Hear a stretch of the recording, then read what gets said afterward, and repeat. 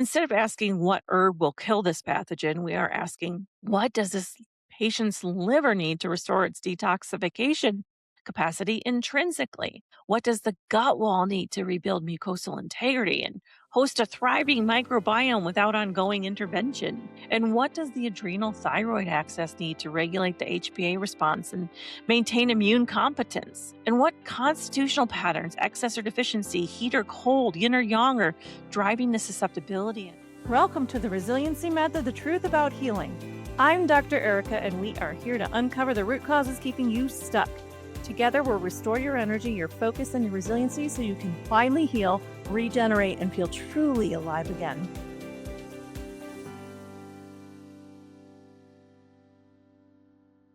Well, I just want to acknowledge you. If you've done the parasite cleanses, you've used the binders, you've looked at the heavy metals, you've been doing the antimicrobial protocols, I want to congratulate you and acknowledge you. You're way ahead of the game in terms of health, and well done.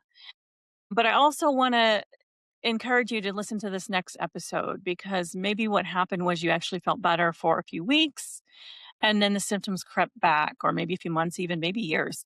But then symptoms kind of started creeping back in. And then you did another round and then another one. And then years went by, 5, 10, sometimes 15, and you're still on the same kill and cleanse loop. That's not healing. That's management with a better supplement stack. Welcome to the Resiliency Method, the Truth About Healing podcast. I'm Dr. Erika.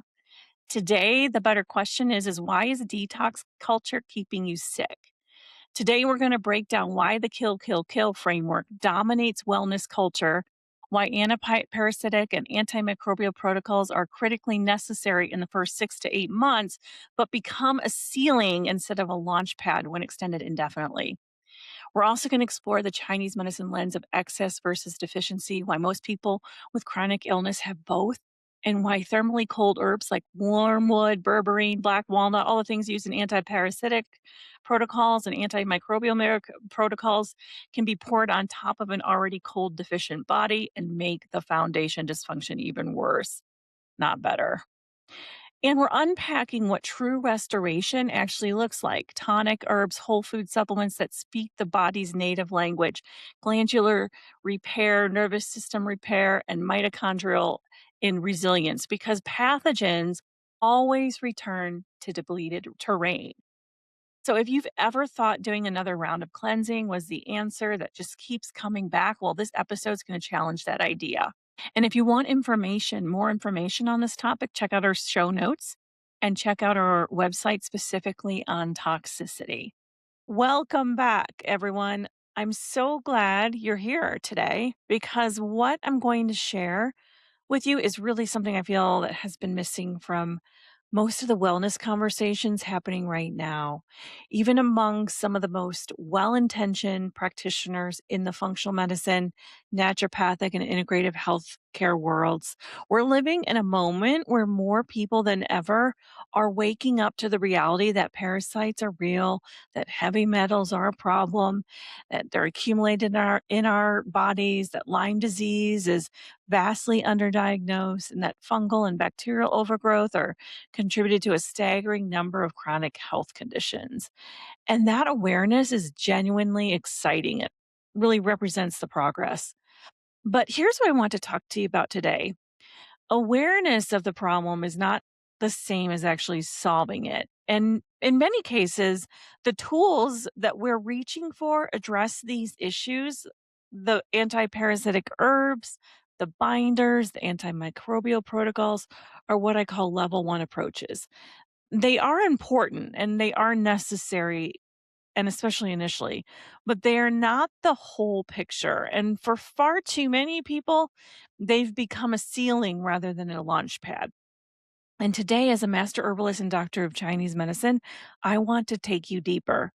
I want to challenge the kill, kill, kill framework that's dominated the wellness space for many years and offer you a more complete and more intelligent and ultimately more effective vision for what true healing looks like. All right, let's get into it. So, what do I mean when I say kill, kill, kill? Well, I'm talking about the dominant approach to wellness protocols today. The idea that primary goal of healing is really to identify what's harming the body and eliminate it.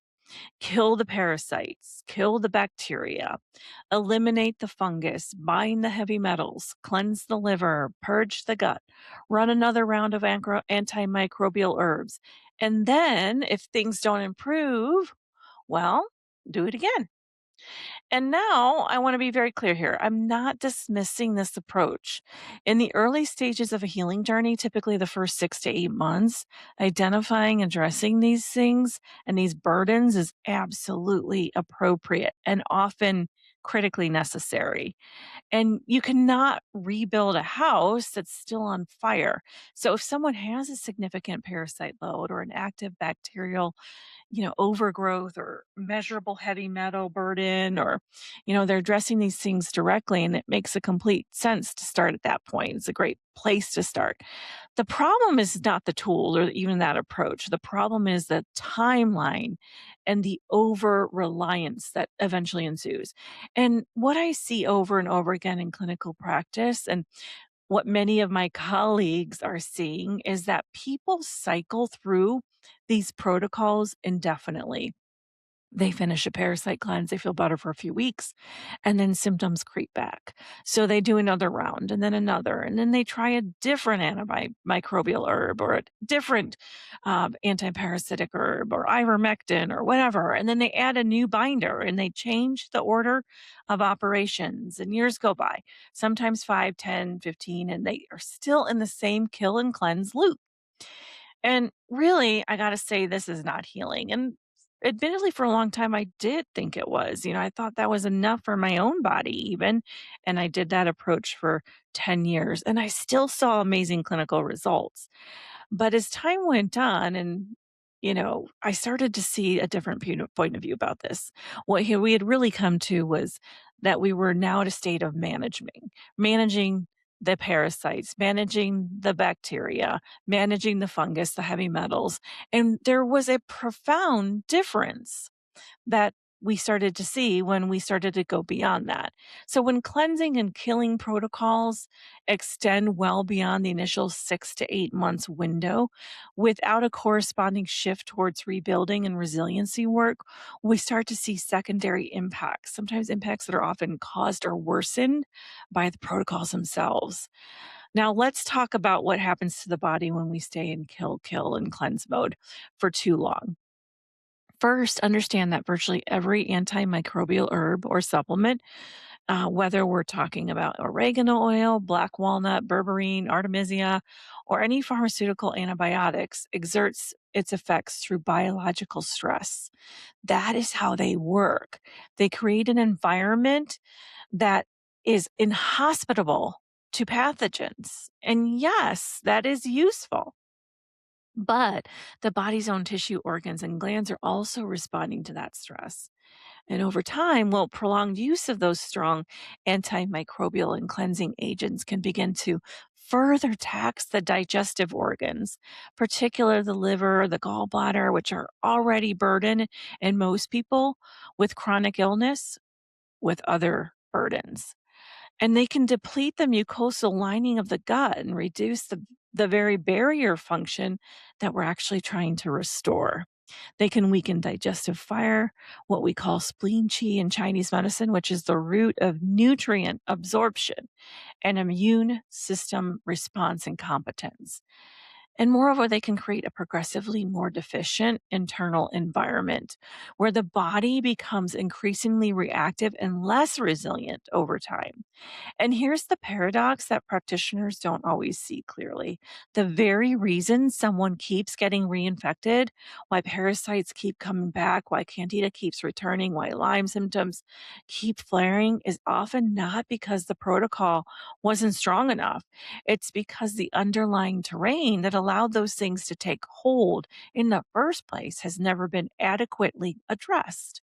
Now, you can kill every parasite in the body today, but if the organs, glands, and the tissues remain depleted and dysfunctional, Well, the body's simply not going to become hospitable environment again, and those organisms will return.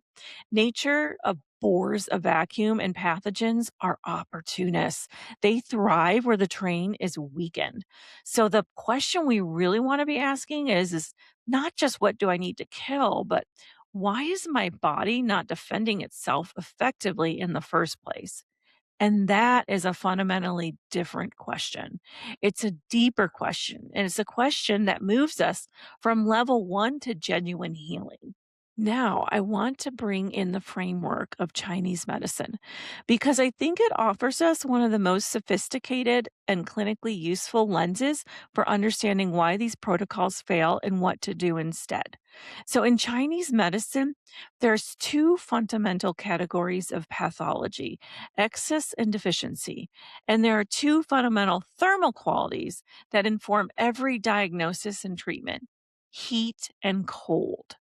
Now, an excess pattern means that there is something in the body that should not be there, an invader, an accumulation, a stagnation, parasites, bacteria overgrowth, heavy metals, toxic dampness. These are excess patterns.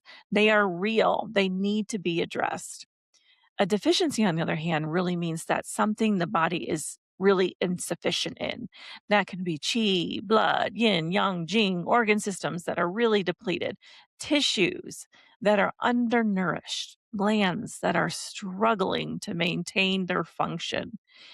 And here's the critical insight: most people with chronic illness or that are just not optimal performers, well, they have both. They have excess patterns, the pathogens, the toxins sitting on top of profound underlying deficiency. And this is not a coincidence. The deficiency is often what allowed the excess to establish itself in the first place. And it's interchangeable. The excess present, all those pathogens and toxins have contributed to the underlying deficiency. And now here's where it really gets important. And this is something that even experienced practitioners sometimes miss. Most antiparasitic herbs are thermally cold. Wormwood, black walnut hull, clove, the classic antiparasitic and cleanse trinity are really cold, harsh herbs. And berberine is cold. And many of the antimicrobial formulas that have become popular in functional medicine are cold in their energetic nature. And these cold herbs are effective at clearing heat toxins and bringing down the initial level of inflammation. Let's face it, is heat. It's an excess pattern, and they're effective at killing the pathogens, and they really do can have an effect on bringing down inflammation initially, and that is exactly why they work in the short term. But if a patient has an underlying cold deficiency pattern, which many people with chronic illness, and quite frankly, living in the modern world that we're living in today, well, we all have this pattern. But particularly those with adrenal fatigue, thyroid dysfunction, digestive weakness, long-standing Lyme disease, mold exposure.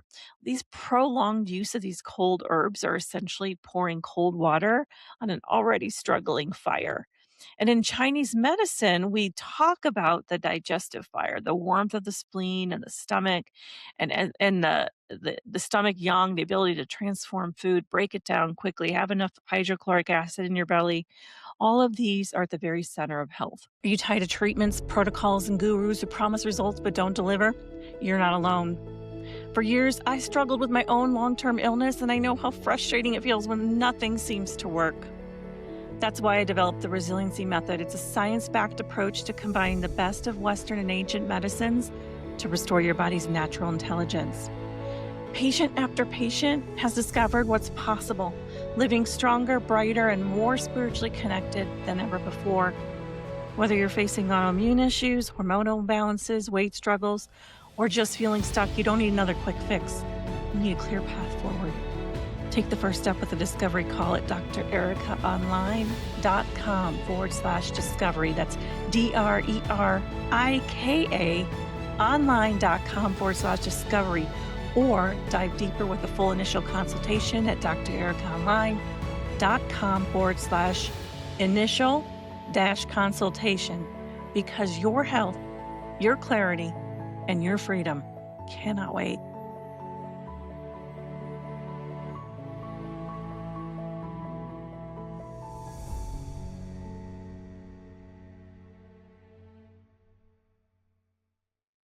When we chronically use cold, bitter, draining herbs without adequate support for this underlying warmth, well, we don't just fail to heal the patient, we actually make their foundational deficiency worse.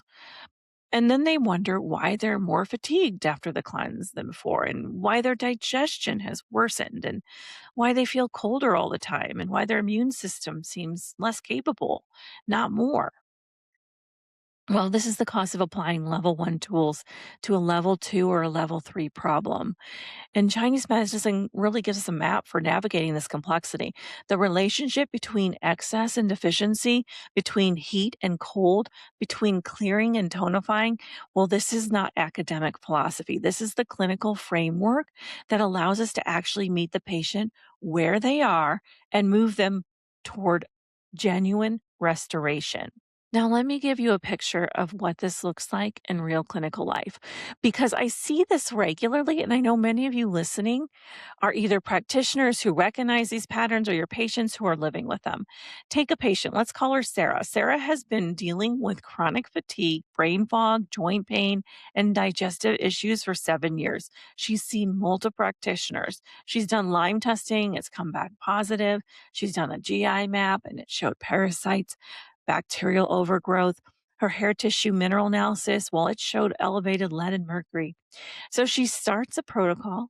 She does a parasite cleanse, 3 rounds. She does antimicrobial herbs for the bacteria. She uses binders for the heavy metals.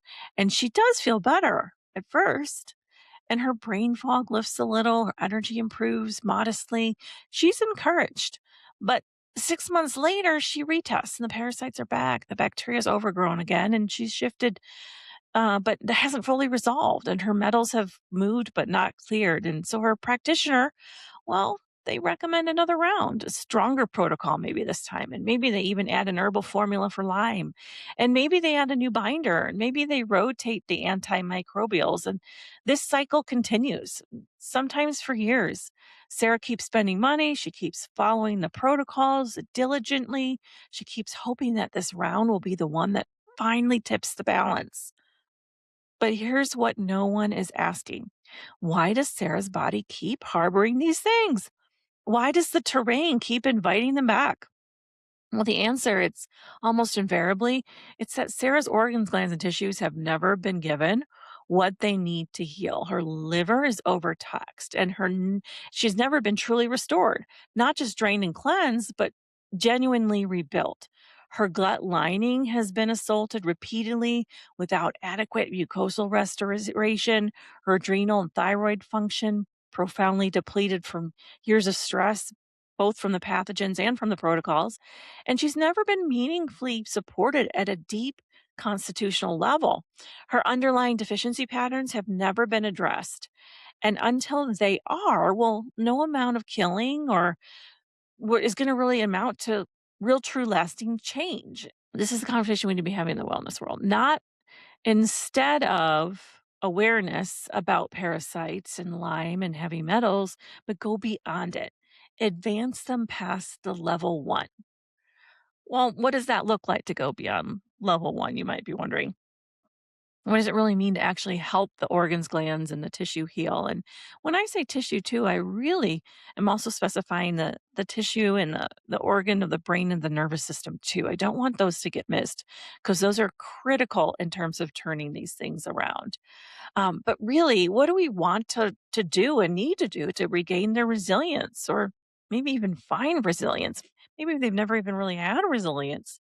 In my practice, this means we are asking fundamentally different questions at a certain point in the healing journey. And instead of asking what herb will kill this pathogen, we are asking what does this patient's liver need to restore its detoxification capacity intrinsically? What does the gut wall need to rebuild mucosal integrity and host a thriving microbiome without ongoing intervention? And what does the adrenal thyroid axis need to regulate the HPA response and maintain immune competence? And what constitutional patterns, excess or deficiency, heat or cold, yin or yang, are driving the susceptibility, and how do we address them at the root? This is where tonic herbs come in, and I want to distinguish them clearly from medicinal or therapeutic herbs because this distinction matters enormously. And medicinal herbs, the ones that are used in most cleansing and antimicrobial protocols, are what Chinese medicine calls attacking medicines. They are powerful, they're directed, but they are not intended for long term use. They're the surgeon's scalpel, not the daily nourishment that sustains true health. Tonic herbs are different and in their entire philosophy. And when I say an herb, I don't mean just a plant, I mean actual animal tissue too. The study of Chinese herbology included animal parts is a part of its tonification because the Chinese saw that we really needed those things in our regular diet. We need exposure to them to really do better. And herbs like astragalus, reishi, schisandra, Romania. Well, these are all herbs that have been used also for thousands of years to restore organ function, rebuild chi and blood, and really support the adrenals and the thyroid and increase the body's innate adaptability and resilience. And these are not killing tools, they are rebuilding tools, and they operate on an entirely different time scale and through entirely different mechanisms. Another powerful and often utilized tool in this restorative process is the whole food supplements. And again, I mentioned that earlier, but I want to really spend some time here because I want to distinguish these clearly from what the synthetic isolated nutrients that fill most supplement aisles. Whole food supplements are concentrated, minimally processed foods that retain the full matrix of cofactors, enzymes, phytonutrients, and trace minerals that nature packaged together for a reason. And we use something in that form like desiccated liver, wheat germ, nutritional yeast, algae, or fermented food concentrates. We're giving the organs, glands, and tissues the raw materials that they need and recognize at a cellular level, materials that they can actually do something with and use for repair, not just process and excrete. This matters enormously in the restorative phase of healing because a depleted liver doesn't just need to be drained, it actually needs phospholipids, B vitamins, amino acids, cofactors it really requires to rebuild its own enzymatic capacity. So, a struggling adrenal gland doesn't just need an adaptogen herb, it actually needs the lipids, the peptides, and the micronutrients it needs it to synthesize the hormones. So, whole food supplements speak the body's native language. And in my clinical experience, they are one of the most elegant and effective bridges between medicinal herbal work and deep lasting constitutional restoration. So, in Chinese medicine, this is the domain of Fuzheng therapy or supporting the upright tree, the body's constitutional vitality, so that the body can manage pathogens, environmental exposures, and the stress of aging from a place of strength rather than depletion. And beyond herbs, advancing patients past level one also means addressing structural and cellular restoration, giving tissues the nutrients, cofactors, and energetic support that they need to regenerate. Glandular support at a deep constitutional level, not just a symptom management, but restoring the inherent intelligence of the endocrine system itself. That's how you find true hormone balancing, guys. It's not by replacing your hormones. It's more complicated than that. And your body really is set up to communicate effectively and find these natural balances on its own, but we have to help it. We have to really aid it. And then most important too is that nervous system regulation because a body that's chronically in fight or flight, it can't heal regardless of how sophisticated the protocol is. You need to make sure your vagus nerve is getting what it needs. The brain is operating at its functional best by clearing out the toxins and then rebuilding it and repairing it. And when I say toxins, I don't mean just a level one for the brain, guys. We have to go deeper for the brain and the nervous system. So that's in level three healing. And that's a place where the organ tissue and gland repair that you do initially or after that initial cleanse in level 1 is critical to getting to that level 3 detoxification. Now, let's not ignore mitochondria resilience, that energy generating capacity of cells, which is devastated in the most chronic illness. That goal, and really the vision I want to leave you with, is a body that really encounters a parasite, a toxin, an environmental stressor, or the natural process of aging, and it responds from a place of resilience rather than collapse. Not a body that requires constant external intervention to manage what it cannot manage itself, but a body with restored intelligent and adaptive function that can handle the inevitable challenges of being alive in this world. That is a standard we should be holding for our patients and for ourselves. And I want to be honest with you, this is not the faster or simpler path. Level 1 approaches feel satisfying because they give us something to target and eliminate.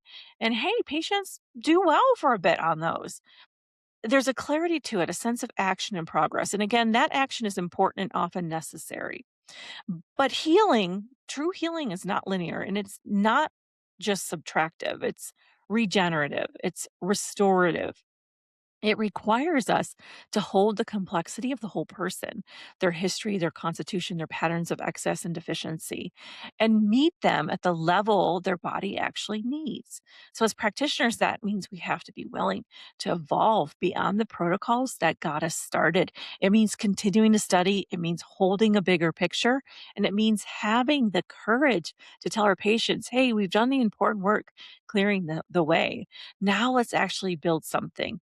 And as patients and health seekers, it really means understanding that if you've been in a kill and cleanse cycle for more than a year and you're not seeing lasting change, it may be time to ask a different question. Not what else do I need to kill, but what does my body need to actually heal? That shift in question changes everything. So, thank you so much for spending this time with me today. If this resonated with you, please share it with someone you know who's navigating a chronic illness journey or working with clients who are stuck in that cycle. And if you want to go deeper into any of these concepts, Chinese medicine, constitutional patterns, tonic herb protocols, organ restoration strategies, stay tuned because we're going to keep building on all of it. Until next time, take care of yourselves. Go deeper than the surface. And remember, the body is always trying to heal. Our job is to give it what it needs to do so. Thanks for tuning into the Resiliency Method, the Truth About Healing podcast. If this episode spoke to you, follow, share, and leave us a review. Are you ready to go deeper? Book your discovery call now at drerikaonline.com/discovery and take your first step today.